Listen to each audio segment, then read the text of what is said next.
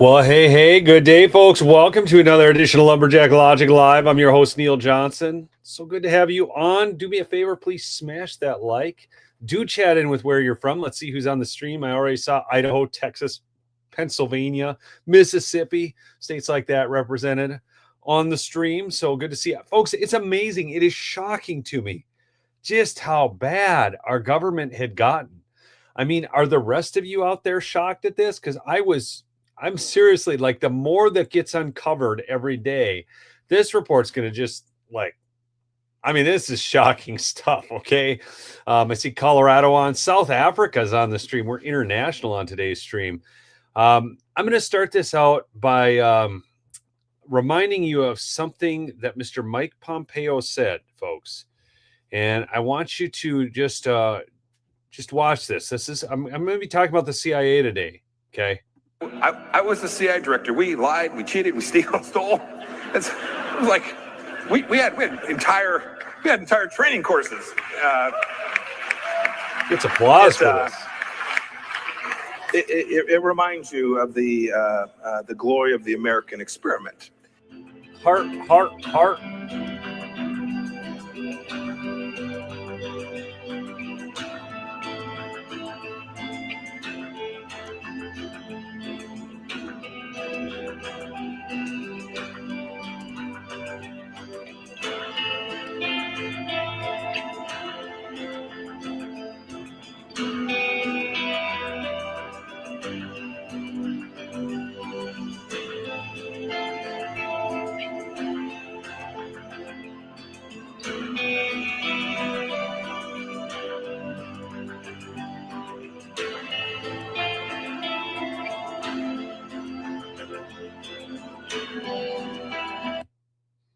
So funny to Mike Pompeo, not funny to all the dead people out there.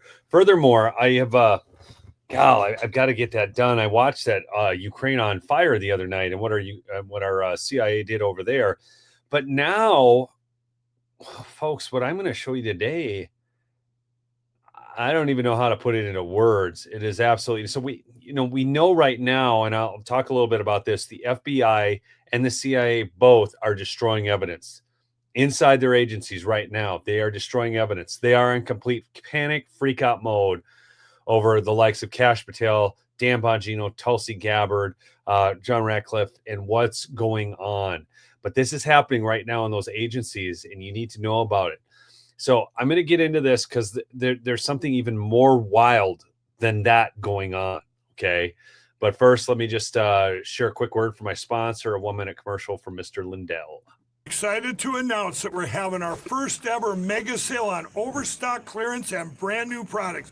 For example, save over 50% on this season's flannel sheets. Queen size only $59.98. Kings only $69.98. They sell out fast every year, so order now. Save 20% on our brand new My Crosses. They're designed in the likeness of the one I've worn every day for over 20 years. They come in men's and women's, and they're made right here in the USA.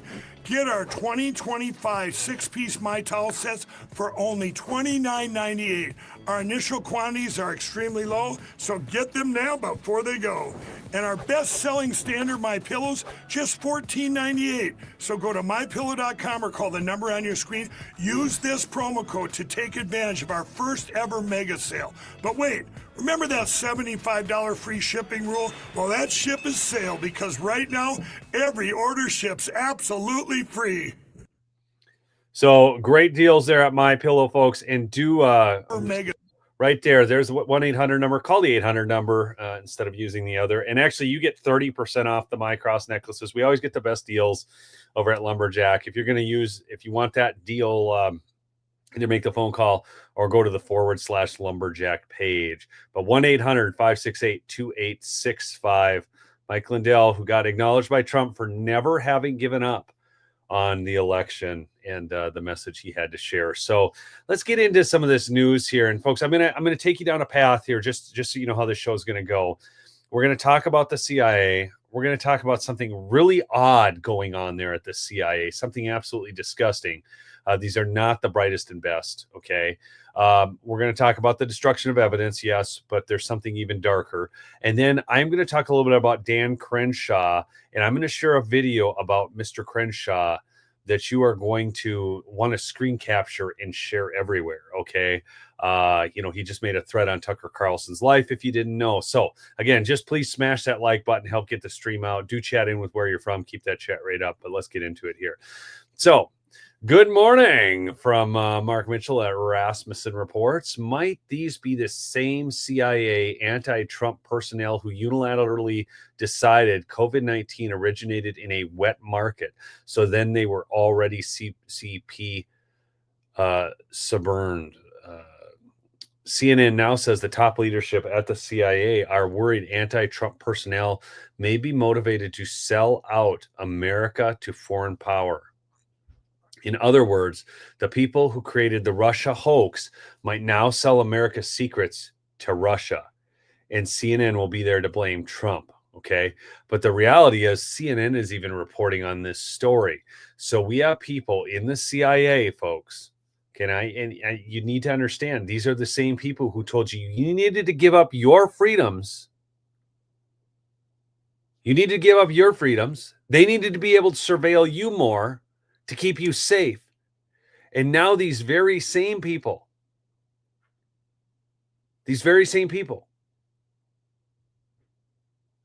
are taking our secrets and threatening to sell them out to foreign countries. Are they concerned their insider stock trading isn't going to pan out for them anymore? With their inside knowledge of everything going on in the world. What is it? Okay, so that's what's going on.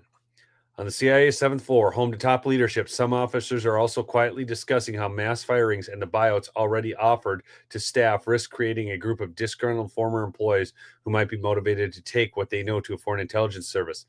CNN is already reporting that it's happening, actually. Now, this is where it gets really wild. On one hand, Doge computer nerds review government data to eliminate waste and fraud. On the other hand, demented creeps at the intelligence agencies spy on you at will. Which is of greater concern? I'm going to go to the report here from Christopher Rufo. I did want to show you one other thing really quick too, though, before I leave Elon Musk's page. Okay. Steve Moore, I go into these big federal buildings and it's almost as like they're haunted. It's spooky. There's nobody there. Nobody wants to show up. It's ridiculous. Elon Musk and want to fix this with Doge. Okay. But here's the report from Christopher Rufo. Get ready to have your mind blown, folks. This is wild ride. Okay. So Hannah Grossman and I have obtained logs from the NSA secret transgender sex chat room. So this is the NSA, no such agency, in which NSA, CIA, and DIA employees discuss artificial fetishes. Okay, I'm just trying to avoid the words that'll get this set off on YouTube here, but I don't even know what a polycule is, folks, in game bang, all on government time. This is insane. The NSA maintains a chat system for the intelligence community called Inalink. These servers are supposed to be used for government work, but gender activists have hijacked at least 2 channels, LBTQA and IC Pride TWG, to discuss fetishes, kink, and sex, all legitimized as DEI. This is your tax dollars going for this right now. You guys understand this? This is nuts. According to our sources, the chats were legitimized as part of NSA's commitment to DEI. Activists within the agency used LGBTQ plus employee resource groups to turn their kinks and pathologies into official work duties. According to current NSA employee, these groups spent all day recruiting activists and holding meetings with titles such as privilege, ally awareness, pride, and transgender community inclusion. And they did so with the full support of NSA leadership, which declared that DEI was not only mission critical, but mission imperative. People, the Biden administration screwed up our country so bad in the last 4 years, it's hard to even put it into words. One popular chat topic was male to female transgender surgery. which involves surgically removing and turning it into, these male intelligence agents love the feeling of, wow, this is nuts. This is going on. This is so disgusting. It's unbelievable. These employees discussed hair removal, estrogen treatments, and breast implants. Again, I'm not going to go into this too much, folks. You can go over to Christopher Rufo's thing if you want to read it more in detail. It's so gross. But I mean, I just want you guys to understand this. I mean, so they're destroying evidence. Okay, so they can't be found. They're selling out secrets. And in the meantime, when they are working, this is what they're doing. And it's all covered as work. Am I the only one who's super ticked off about this?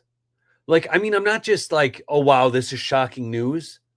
I'm really kind of pissed about this. How many of you are in the same boat? Yes or no in the chat. How many of you think, well, whatever, employees do what they do. It's really not that big of a deal. I'm more concerned about them selling out the secrets. They did this before they sold out the secrets.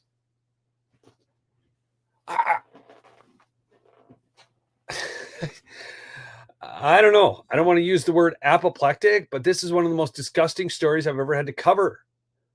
And I'm thinking, it doesn't even seem like it's real. And then we wonder why we're having trouble getting the Epstein list. We wonder why we're having trouble getting real prosecutions against traffickers. We're wondering why we're having trouble getting trafficking stopped when these very same people are the clients of the traffickers. We wouldn't have known this if Trump hadn't gotten in. I got to take a drink of my coffee.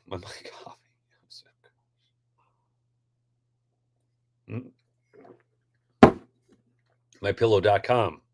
Promo code Lumberjack. Get some of that coffee. Good stuff. So this was, I saw somebody make the comment. They said, purposeful destruction of our society right there. Jay Wake said it. And it's true. This is too dumb to be dumb, folks. Do you understand what I mean by that? It's too stupid to be stupid. I mean, it's like financial collapse. The things that they've done to put us 33 trillion in the hole. It's too stupid to be stupid. Oh, but wait, there's more. There's more. I mean, this whole thing goes on, okay? And I don't want to.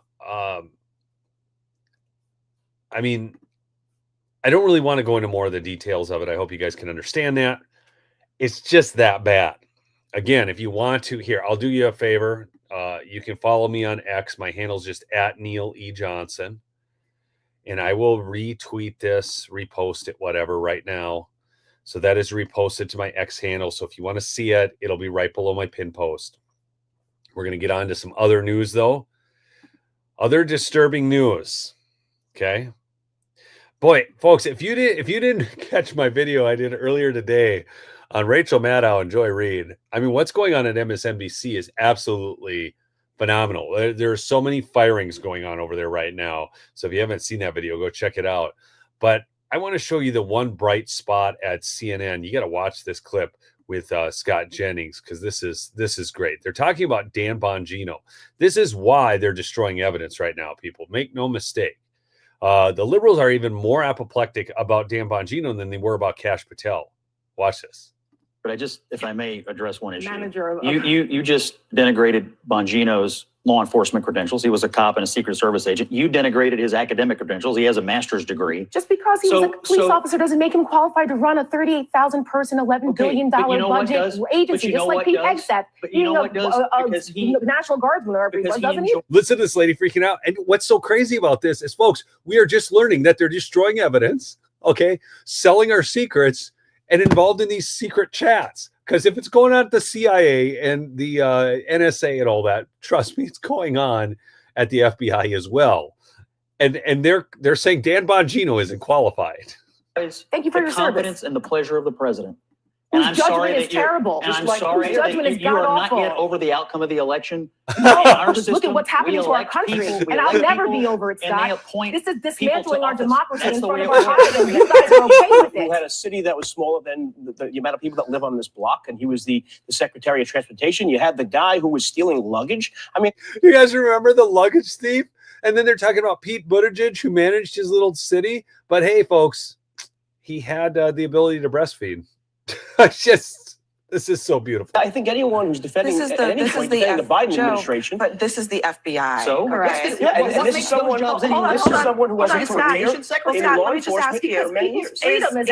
Does Dan Bongino have the qualifications to be the second person in charge of the FBI? Yes. He has law enforcement. He has academic. And again, let me just stress this. I've mentioned this before. You stack up they serve at the pleasure of the president. That's the political appointment. I know that is the answer to every question, is that Donald Trump wants it, so therefore it is good. For political appointments, yes. When we look at, we're talking about people who are qualified and not, and you look at his resume and compare it to Republican and Democrat nominees for that same position, is he qualified? I mean, first of all, I'm not sure all the people that have been appointed in the past have covered themselves in glory. I mean, some of them have done a terrible job and gotten in lots of trouble. Look, and this is a reform-minded administration. They got outsiders. I mean, folks, that is such a beautiful clip. I mean, Scott Jennings just dismantles them. And really, look at what we've got. I mean, we've just covered what's already happening. And they're questioning Dan Bongino, Kash Patel, these people. I mean, this is insane. But you know what's so great? It's not working. It's not working. They've got nothing. And you know why they have nothing? Because everything's getting outed right now. And what wasn't outed before is getting outed now. Because during the 4 years of Biden, we got a bunch of stuff out. And why did we get a bunch of stuff out? Because people like me and others were continuing to get stuff out. Elon Musk bought Twitter, turned it into X, and we were still able to get stuff out over there. Folks, this narrative of theirs is so tired. They had the luggage thief. They had the topless person at the White House. They had so many screw-ups in their administration. And yet they're going to try and denigrate these people. It's not working anymore. They overplayed their hand. They totally overplayed their hand, folks. They overplayed it. But it gets worse. So let me just add a quick little piece in here. I just want to get you this. It's always the spouse, Elon Musk says. Bombshell. Senator Sheldon Whitehouse, Democrat, Rhode Island, backed legislation that funneled millions to his wife's environmental nonprofit, Ocean Conservancy. Folks, it's all for the planet, baby. It's all for the planet. But here she has been paid nearly $2.7 million, while the group raked in $14.2 million plus in grant money funded by the bills White House voted for. Now an ethics watchdog is calling for an investigation into this blatant corruption. You wonder how they get so rich, folks, and you wonder why. Where does this money go? It's their spouses. We saw that with the judge. Remember the judge that tried to, say Trump couldn't fire people, Trump couldn't stop paying USAID? All these judges, and then we find out that their spouses are all connected to NGOs and they're actually getting paid. And then they're making court decisions. They're voting on bills that then fund these NGOs, that then fund money to the spouse, that then funnels money back to them. It's straight up. I saw somebody say, give us our money back. Pi squared. True. Give us our money back. While regular Americans are out there working their butts off, and we're printing money like mad, which is causing the massive inflation that's making it so hard on the average everyday American. These people are grifting. I'm so tired of hearing that word grift overused. Like somebody has a podcast, oh, they're a grifter, No, somebody has a podcast, somebody does news. They're providing a service, a product that people consume. The grifters are the people taking the money straight out of the government hands, or they're, nefariously taking money. They're asking for donations for their quote unquote charity that they're the CEO of, and they take home pay of $20 million or something like that. It's just, it's insane. It's insane. Whoo! Okay, I'm getting worked up, folks. I'm getting a little ranty now. All right. Now, how many of you have heard about what Dan Crenshaw did? Hold on. How many of you have heard about what Dan Crenshaw said on a hot mic? Just yes or no. I got to know, like, how big is this story? How many people have actually even heard of what's happened and what Dan Crenshaw said? How many?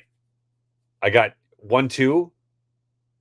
I got 2 so far. Oh, wait, 3, 4. No. Look at this. All the no's though, too. Okay, so some people are saying yes, some people no. Okay, so here we go. Here we go, folks. Watch this video. So Bad Hombre said Dan Crenshaw still hasn't recovered from this burn. So watch this, and then I'll talk Dan Crenshaw. Why is it that Republican states tend to have the least sincere Republican? Like Dan Crenshaw, apparently still a member of Congress from the state of Texas, who is zero interest in the U.S. border. All his interest is in the Ukrainian border, the Gaza border. You know, how does a guy like that get elected in a supposedly Republican state? Why is it? Okay, so here's what happened. Dan Crenshaw, okay, made this statement about Tucker Carlson on a hot mic, and I'm going to share, folks, this video is a little long. You need to watch every second of it. This is Eddie Gallagher, former U.S. Navy SEAL. He's going to talk about Dan Crenshaw. You got to watch every second. Stick with me through this, because Dan Crenshaw said that he would kill Tucker Carlson. Not kidding you. It's on a hot mic. I can bring up that video too. It's really hard to hear because it's as he's walking away. But watch this. The day that Eddie Gallagher, this happened a little while ago, but you need to know Dan Crenshaw. Watch this. Hey, what's up, everybody? So I've got something to say that I've been holding on to for about 4.5 years now. I've tried to deal with this internally. It's been weighing me down for some time. I've tried to just let it go, just like I have with the whole nightmare that happened to me and my family. But I feel compelled to come out now and speak the truth about a certain individual. This is not about me. I'm not trying to get into a petty little back and forth match with this person. This is about you, the American people. No matter what side of the aisle that you sit on. This is also, and most importantly to me, about my teammates in the SEAL teams. I feel like you guys should know the truth as well. So back in 2019, I was charged with war crimes, premeditated murder, and I was facing life in prison without parole. I sat in pretrial confinement for about 9 months before my actual trial. During that time, my wife, Andrea, and brother, Sean. Folks, now just real quickly, what does that remind you of, sitting in pretrial confinement for 9 months? Real quick comment in the chat. What does that remind you of? But this story is wild. Along with a certain group of teammates that I had, were doing everything they could to garner support, to get the truth out about what was going on with me, to expose all the lies and corruption around the UCMJ and everything they were doing to put me away for life. During that time, one name kept popping up. That was Dan Crenshaw. My brother wanted to go speak to him to try and get his support, as well as my teammates who were doing everything they could. And this was for obvious reasons. Dan was a prior SEAL. They thought that this was a no-brainer and that he should get behind it, especially with all the information that was coming out. So my brother, who lives near DC, was going to Congress almost on a daily basis, knocking on every congressman's door on both sides of the aisle, trying to get them to look at what was really going on and get their support. One of those individuals was Dan Crenshaw. So my brother ended up talking to his staff a couple times. They gave him the runaround, but that did not stop him. He kept going back day after day and finally got a hold of Dan. Dan told him he wanted to wait till the situation developed before he made a decision, which, got it. That makes sense. Along with that, I want you guys to just realize just how reasonable of a guy Eddie Gallagher is. He is sitting in pretrial confinement, and he's like, that's understandable. Okay, he wants to learn more about the situation. A lot of people wouldn't have this level of patience, okay? But some of my teammates who were on that deployment, who were on the ground the day of the incident, went to one of Crenshaw's fundraising parties, pulled him aside and spoke to him face to face, told him what was happening to me was complete BS, that it was chock full of lies, and that I was getting screwed over. Dan told them he'll see what he can do. Once my brother got a hold of Dan, he said, once my brother got a hold of him a second time, Dan said that there wasn't enough information or whatever. My brother got pretty frustrated and ended up sending Dan a semi-scathing email, calling him out for being a politician and not being part of the Brotherhood and not supporting a fellow SEAL. Dan replied to him and said that he would see what he could do. So, as my incarceration went on, and it was late into my incarceration when 50 congressmen ended up signing a petition to release me from prison so I could properly defend myself before trial. They basically were saying, give this man the constitutional rights he deserves before he goes to trial for his life. One congressman would not sign that petition. That was Dan Crenshaw. Wow. Instead, he decided to write his own petition and pretty much say to keep me in prison, but just to let me see my lawyers, which were rights I should have already had in the first place. At that point, we decided to scrap asking Dan for help and just move on. No harm, no foul. So obviously, I went to trial, was found not guilty, and ended up retiring out of the Navy. Not long after I retired, I got invited to a Turning Point event by 9 Line. While at that event, I just happened to run into Dan Crenshaw. I saw him coming down the hallway, and I wanted to go up and talk to him just to get his thoughts on the whole situation and why he did not support me or why he made up his own petition saying to keep me in prison. I was not angry. I just wanted to talk to him, team guy, to get his thoughts. He saw me from down the hall and immediately looked down at the ground and speed walked right past me. Didn't even give me the time of day. No, this isn't about, Eddie's too nice to him here. This isn't about giving him the time of day. It's not about just not giving him the time of day. This is about Dan Crenshaw's cowardice. Nuts. So at that point, I was like, all right, he's a politician. I can kind of understand why he didn't want to support if it would hurt him in some capacity. So I just let it go. He's so gracious. Not too long after that, I obviously wrote the book. And when the book came out, I went to Congress to do a book signing for the 50 congressmen who did support me, who did sign that petition to get me out of prison. That's where it gets While wild. there, I was pulled aside by multiple congressmen and was told that Dan Crenshaw was actively working against me behind the scenes. He was going up to each of those congressmen who were supporting me, telling them not to support me, that I was guilty, and that it was his community and they needed to butt out and let him handle it. His community. I don't know how much of an arrogant statement that can be made that Dan said it's his community. That's a joke. But regardless, after hearing this, I was pretty disgusted. It's one thing to not support me and just to back off and not do anything. But Dan, knowing the full well the truth about what was really going on, still went and tried to get people not to support me and pretty much try and put me away for life without parole. Wow. The way I look at that is Dan was trying to kill me.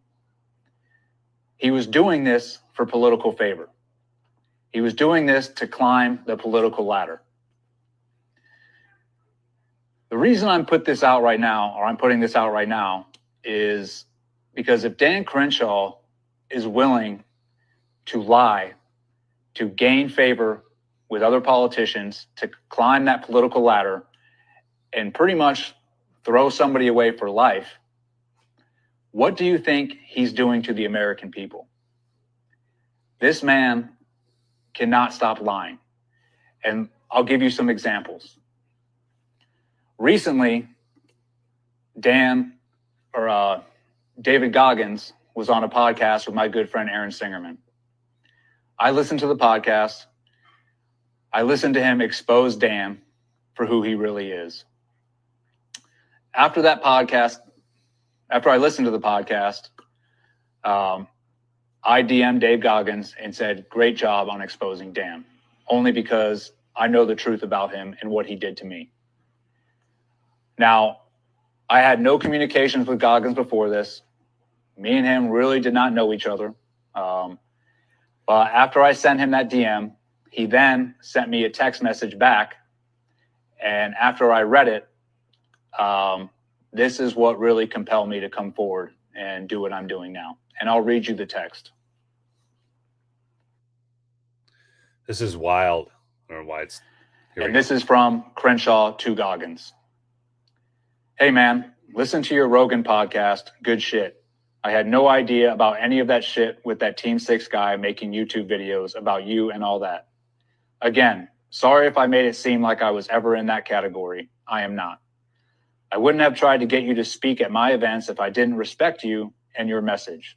Like you, I've been in the public eye since about 2018 and understand very well how people will climb over your back to get higher, get more clicks, and get a little more famous. Pieces of shit like Eddie Gallagher have tried to do that at my expense after I tried helping him get out of prison. Oh, wait, did you guys just catch that? After I tried to help him get out of prison? Are you kidding me? He wanted him to rot in there. I mean, that should never happen between team guys. God bless shouldn't. and Happy New Year. So, this text message is chock full of lies, which is not surprising. Dan sent this to Goggins after Dan himself was on a podcast talking trash on Goggins. And he is telling Goggins that he tried helping me get out of prison. Again, this man can't stop lying. He'll say whatever it takes to get people on his side and then do the opposite behind the scenes. This has been a repeating pattern of his since he's been in office. Now, I also have some documents here from my brother. It's a list in chronological order of each time he attempted to get Dan's support. He also has emails in here to Dan asking him for his support. I also have the petition that Dan wrote saying to keep me in prison. I'll have all of these on a link that you can click below and you can see for yourself. Again, the reason I'm telling you this is because this is not about me. This is about you, the American people, no matter what side of the aisle you sit behind. Just because someone is a Navy SEAL or because they were wounded in combat does not make them a good person. Does not mean they have character. I want you to think about that next time you vote. Look at this person's character. Look what he's saying, and then look what he's doing behind the scenes. If a person makes a decision and then has to put out a video the next day explaining why he made that decision, it's probably because he knows he didn't make the right decision. I don't want to make this political. I just want people to know who they're voting for and who is representing them. So, Dan, if you want to have a conversation, I'll be in DC next week, actually doing real work to support our brothers in the teams and our law enforcement and our first responders. So if you want to have a conversation, you know where to find me, buddy. Okay, so a vitally important message. Now, I want you to think about this too in terms of the recent threat that Dan made on Tucker. And you know what Tucker did? He replied to Dan Crenshaw on X and said, hey, Dan, I'll interview you anytime. I'll give you my home address. So Dan Crenshaw talks this big talk. And I've seen this pattern consistently. I remember when Dan Crenshaw first came on the scene, a lot of people thought he was a good guy. I think, a lot of people did. Typically you give somebody who served and a combat veteran a little bit of the benefit of the doubt. I'll give you an example. I was in the sauna at the health club yesterday. Wild, folks. I almost forgot this story. I need to tell you this. So I'm in the sauna. This guy, I get to talking with him. And turns out he used to be in the Navy. He was on a destroyer. And then he went to work for Raytheon. Okay. So he only spent 4 years in the Navy. Then he went to work for Raytheon. Anyways, bottom line is this guy was talking about, I asked him, I said, well, what do you think about what's going on right now? Well, of course, Russia's bad. Ukraine's good. I'm telling you, go watch Ukraine on Fire. You'll learn that's not the truth. But then as I talked to him, I found out that he thought Governor Walz was a good guy because of his service record. And I said, I don't care about Governor Walz's service record. We've got hundreds of millions of dollars in fraud going on in this state right now, and Governor Walz hasn't done anything to stop it. He's put unconstitutional edicts on the people of the state of Minnesota, and just because he served in the National Guard, which there's some questions about that because of what people have said, people who worked with him, but he thought Trump was a Russian asset. Like everything he said was everything I've heard on MSNBC, the failing network. So just because somebody served in the military doesn't mean they can figure everything out. Doesn't mean they get everything right. Okay. So you can't just necessarily give them the benefit of the doubt. I'll thank them for their service. Okay. But people get in the military for different reasons. Okay. For some of them, it's a signing bonus. For some of them, it's education. For some of them, it's just money. For some of them, it's actual service to country and a combination of the other things. Okay. But I'm telling you, Dan Crenshaw, we have seen this pattern before. He starts cussing people out when they question him at town halls down in Texas. He is not a man of the people. He needs to go. Okay. There was a close primary last year. The AK guy, Brandon, what's his last name? Herrera. Anyways, had tried to primary Dan Crenshaw. So that needs to happen in Texas, as is John Cornyn, as the number of people. We need great candidates to get involved in the primaries. So anyways, folks, thanks so much for listening to another episode of Lumberjack Logic. You really are the best audience. Thank you for joining me on this stream today. It was important to get this information out, but I love you all. Keep fighting the good fight. Share it if you like it. Smash the like if you like it. Drop a comment on the way out. All helps get this information out. And we'll see you on the next episode. All right. Peace out.